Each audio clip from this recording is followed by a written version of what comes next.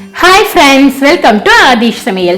நம்ம கல்யாண வீட்ல செய்யற ஃபுட்னாலே நமக்கு ரொம்ப பிடிக்குங்க. எதுவா இருந்தாலும் நம்ம சாப்பிடுவோம். நம்ம சாப்பிடாத சாப்பாடா இருந்தாலும் சரிதான், நம்ம ரொம்ப விரும்பி சாப்பிடுவோம். அது போல தான் நல்ல கல்யாண வீட்ல செய்யற மாதிரி டேஸ்டியான ரவை கேசரி தாங்க இன்னைக்கு நம்ம பார்க்க போறோம். இதுக்கு ரொம்ப பொருட்கள்லாம் தேவையில்லைங்க. ரொம்பவே சிம்பிளாவும் செய்ய போறோம். அதே சமயத்துல கல்யாண வீட்ல இருக்கிற மாதிரி நல்ல டேஸ்டியாவும் செய்ய போறோம். இப்போ எப்படி செய்யறது, அதுக்கு என்னென்ன பொருட்கள் தேவை அப்படிங்கறதெல்லாம் பார்க்கலாம் வாங்க. இப்ப ரவா கேசரி செய்யறதுக்கு நம்ம ஃபர்ஸ்ட் ரவையை வறுத்தலாம். அதுக்கு இங்க ஒரு வானல் வச்சிருக்கேன். வானல் சூடானதும் இதுல வந்து நம்ம ஒரு 2 ஸ்பூன் அளவு நெய் சேர்த்துக்கலாங்க.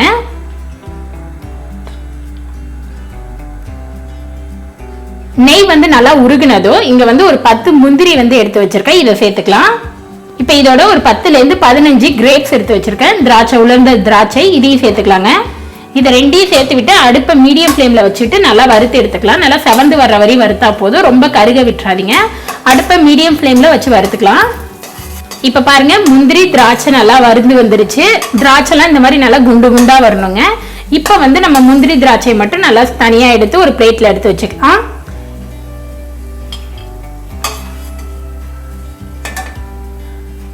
இப்ப பாருங்க, நம்ம முந்திரி திராட்சை வறுத்துட்டோம். இப்ப இங்க அதே நெய் வந்து 1 ஸ்பூன் கிட்ட இருக்கு. அதுல வந்து நான் 1 கப் அளவு ரவை எடுத்து வச்சிருக்கேன், இதை சேர்த்துக்கலாம்.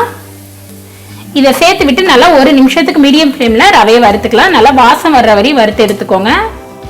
நம்ம கல்யாண வீட்டுல போய் சாப்பிட உட்கார்ந்ததுமே நமக்கு வந்து இலையில ஃபர்ஸ்ட் வைக்கிறது ஸ்வீட்டா தாங்க இருக்கும். அது கேசரியா இருக்கட்டும், அல்வாவா இருக்கட்டும், இல்ல பூந்தியா இருக்கட்டும், எதா இருந்தாலும் நமக்கு ஃபர்ஸ்டான ஸ்வீட் தான் வைப்பாங்க. கல்யாண வீட்டுல வைக்கிற ஸ்வீட்டுனாலே ஒரு தனி ஸ்பெஷல் தாங்க. எனக்குலாம் ரொம்ப பிடிக்கும். உங்களுக்கு எவ்வளவு பிடிக்கும் அப்படிங்கறதையும் கமெண்ட்ல சொல்லுங்க. இப்ப பாருங்க, ரவையை வந்து நம்ம 1 நிமிஷம் வறுத்து எடுத்துட்டோம். இந்த மாதிரி நல்லா வாசம் வர்ற வரையும் வறுத்து எடுத்துட்டா போதும். இப்ப இதை நம்ம வேற ஒரு பிளேட்ல மாத்தி எடுத்து வச்சிடலாம். இப்ப ரவையை வேற ஒரு பிளேட்ல மாத்தி எடுத்து வச்சாச்சு. இப்ப அதே வானல்ல நம்ம 1 கப் ரவை எடுத்தோம், அதுக்கு வந்து 1 கப் அளவு தண்ணி சேர்த்துக்கலாம். 1 கப் ரவைக்கு 1 கப் பால், 1 கப் தண்ணி சரியா இருக்குங்க. மொத்தம் 2 கப். நீங்க பால் சேர்க்காம கூட செய்யலாம். நீங்க பால் சேர்க்காம செஞ்சீங்கன்னா 2 கப் அளவு தண்ணி சேர்த்துக்கங்க. இல்ல தண்ணி 1 கப் பால் 1 கப் கூட சேர்த்து செய்யலாம். இது வந்து இன்னுமே நமக்கு டேஸ்ட் நல்லா இருக்கும். அதனால நான் வந்து 1 கப் தண்ணி 1 கப் பால் சேர்த்து செஞ்சிருக்கேன். 1 கப் ரவைக்கு 2 கப் அளவு தாங்க மெஷரிங். நீங்க தண்ணி எடுத்தாலும் பால் எடுத்தாலும் 2 கப் எடுத்துக்கோங்க. இப்ப இது பால் வந்து நமக்கு நல்லா பொங்கி வரட்டும். நம்ம அதுக்கப்புறம் வந்து ரவை இதெல்லாம் சேர்த்துக்கலாம். இப்ப பாருங்க, பால் வந்து நல்லா பொங்கி வந்துருச்சு. இப்ப நம்ம வறுத்து எடுத்து வச்ச ரவையை சேர்த்துக்கலாம். ரவையை வந்து அப்படியே கூட சேர்த்துக்கலாம், இல்ல கொஞ்சம் கொஞ்சமா சேர்த்து மிக்ஸ் பண்ணிக்கோங்க. ஆனா கெட்டி பிடிக்காத அளவுக்கு சேர்த்து மிக்ஸ் பண்ணி விட்டுக்கோங்க. சேர்த்து விட்டுட்டு நல்லா உடனே மிக்ஸ் பண்ணி விட்டுலாம். இப்ப இதை பாருங்க, இப்ப ரவையை சேர்த்து விட்டு நல்லா மிக்ஸ் பண்ணியாச்சு. இப்ப ரவை வந்து கொஞ்சம் கெட்டியாக ஆரம்பிக்குது. இது நல்லா வெந்து கொஞ்சம் நல்லா கெட்டியாகி வரணும், அது வரையும் நம்ம மிக்ஸ் பண்ணிக்கலாம். வெந்ததுக்கு அப்புறம் நம்ம சர்க்கரை சேர்த்துக்கலாம். இப்ப பாருங்க, ரவை வந்து வெந்துடுச்சு. நல்லா இந்த மாதிரி பரட்டிட்டு வருது பாருங்க. இந்த ஸ்டேஜ்ல நம்ம சர்க்கரை சேர்த்துக்கலாம். 1 கப் ரவைக்கு வந்து நாங்க 3/4 கப் அளவு சர்க்கரை எடுத்து வச்சிருக்கேன், இதை சேர்த்துக்கலாம். உங்களுக்கு ஸ்வீட் அதிகமா வேணும்னா நீங்க வந்து 1 கப் அளவு கூட சேர்த்துக்கலாம். நான் வந்து கரெக்டா எனக்கு கொஞ்சம் கம்மியா இருந்தா போதும் அப்படின்றதுனால நான் வந்து 3/4 கப் சேர்த்துக்கிறேன். நீங்க ரொம்ப ஸ்வீட் அதிகமா சாப்பிடுவீங்கன்னா மட்டும் 1 கப் சேர்த்துக்கங்க, இல்லைன்னா 3/4 கப் கரெக்டா இருக்கும்.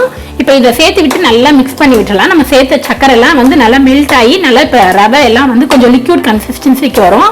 அது வரையும் இப்போ நல்லா நம்ம மிக்ஸ் பண்ணி எடுத்துக்கலாம்.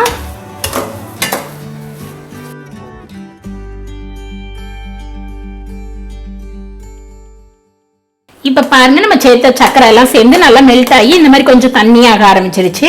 இந்த ஸ்டேஜ்ல நம்ம ஏலக்காய் பொடி எல்லாம் சேர்த்துக்கலாம். நான் வந்து இங்க 2 ஏலக்காவை தட்டி எடுத்து வச்சிருக்கேன், இதை சேர்த்துக்கலாம். நீங்க உங்ககிட்ட ஏலக்காய் பவுடர் இருந்துன்னா அதை கூட சேர்த்துக்கலாம். இதோட இங்க 1 ஸ்பூன் அளவு தண்ணி எடுத்து வச்சிருக்கேன், இதை ஒரு பவுல்ல சேர்த்துக்கலாம். நான் வந்து இன்னைக்கு பவுடர் கலர் சேர்க்க போறதுனால தண்ணியில மிக்ஸ் பண்ணி விட்டு அப்படியே சேர்க்க போறேன். இல்ல அப்படியே கூட சேர்த்துக்கலாம். நீங்க லிக்யூடா சேர்க்கறீங்கன்னா நீங்க அப்படியே கூட சேர்த்துக்கலாம். இதோட ஒரு 1/2 ஸ்பூன் அளவு கேசரி கலர் சேர்த்து விட்டு இதை நல்லா மிக்ஸ் பண்ணிக்கலாங்க. நீங்க கலர் வந்து தண்ணியில மிக்ஸ் பண்ணி தான் சேர்க்கணும்னு அவசியம் இல்லை, அப்படியே கூட சேர்த்துக்கலாம். இப்ப நம்ம மிக்ஸ் பண்ணி எடுத்து வச்சிருந்த கலரை ஊத்திக்கலாம். இதை சேர்த்து விட்டு நல்லா மிக்ஸ் பண்ணி விட்டுருங்க.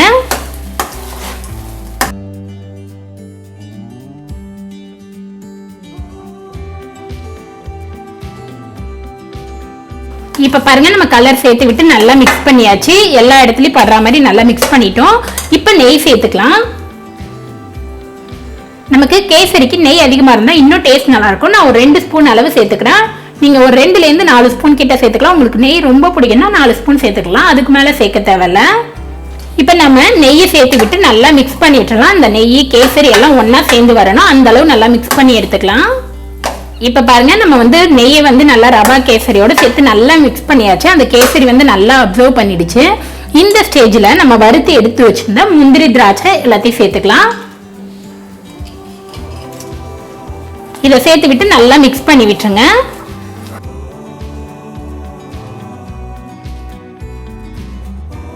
இப்ப பாருங்க நம்ம கேசரி வந்து நல்லா வெந்து நல்லா உருண்டுட்டு வருது.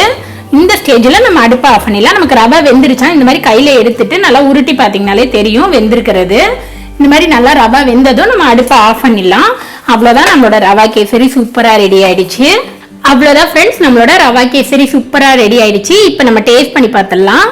நம்மளோட ரவா கேசரி வந்து அவ்வளோ டேஸ்டா இருந்ததுங்க. எனக்கு சாப்பிட்டுட்டு இருக்கும்போது பேசவே தோணல. நான் 2 வாய் சாப்பிட்டுட்டு முடிச்சுட்டு தான் உங்ககிட்ட பேசிட்டு இருக்கேன். நல்லா அவ்வளோ டேஸ்டா இருந்தது. கண்டிப்பா நீங்களும் ட்ரை பண்ணி பாருங்க.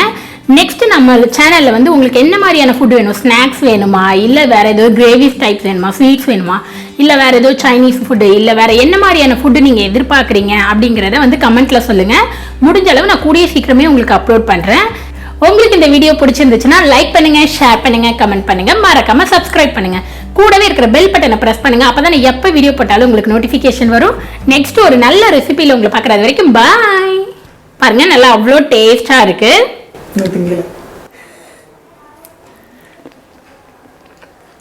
இப்ப இத வந்து இந்த மாதிரி ஒரு பிளேட்ல நம்ம வச்சு கவுத்துக்கலாம். பாருங்க நான் சாய்க்கிறதுக்குள்ள வந்து விழுது.